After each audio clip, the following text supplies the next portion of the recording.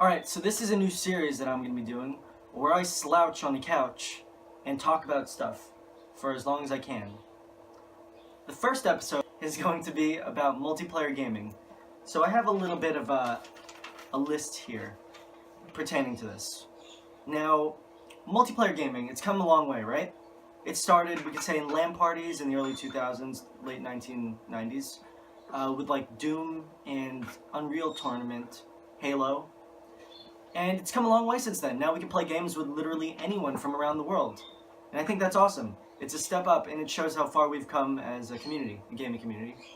But there are some things that still need work. It would be better if I just gave you the examples first, and then told you what I wanted to say.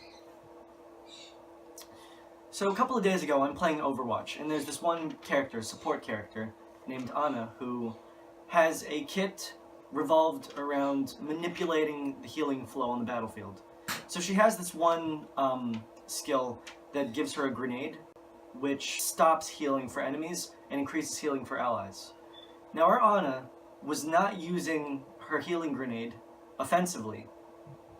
So they were just taking potshots on us, the enemy team, and we couldn't return fire because whenever we did, they'd just get healed back up and it really didn't matter.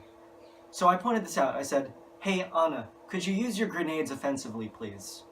And she, or he, I just call it she because the character's a woman, he said, or she said, "Lol, yeah, I'm the reason we're losing." Now, he wasn't necessarily the reason that we were losing, but it was a factor.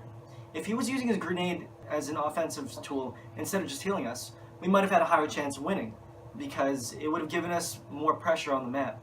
But instead of just accepting the advice and saying, "Okay, I will try to use my grenade more offensively and also heal," he said, "Lol, yes, I'm the reason we're losing." That's not constructive. And you know what? That's a problem. Another problem that I've encountered was I was playing Final Fantasy XIV yesterday. So I'm a healer.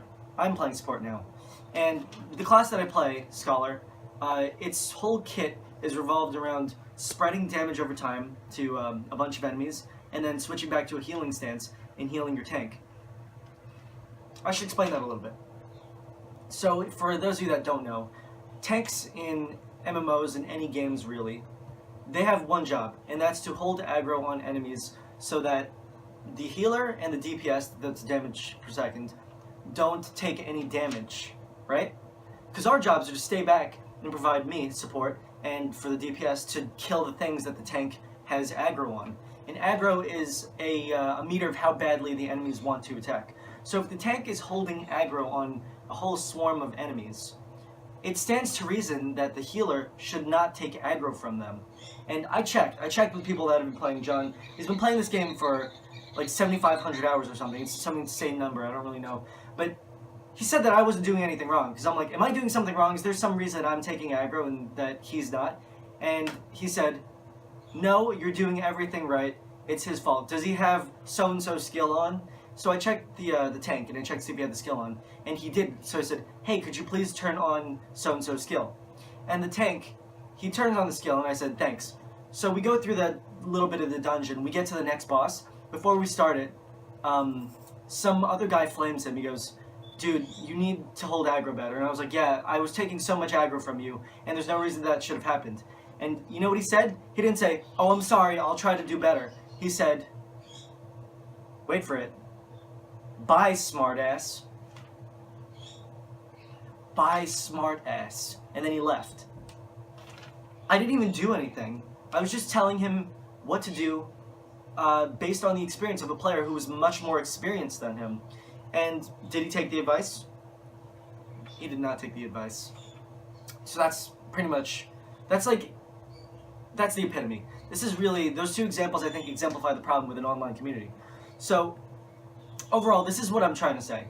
If you're going to play some online game, you should A, know what to do, you should B, know how to play the role that you've assigned to play. And by know what to do, I don't mean, because it sounds like the two are the same, I mean you should know how to play the dungeon. We were playing the dungeon, and they kept putting in sequences of codes incorrectly, and that doesn't really make sense, because in doing that, you're making it harder for us to advance. And like, you should really know the mechanics of a dungeon going into it, or have someone that can explain it to you on the fly. The last thing that I want to say is that you should just take the advice. If someone who's more experienced than you is telling you to do something, they're probably telling you to do something for a reason, right?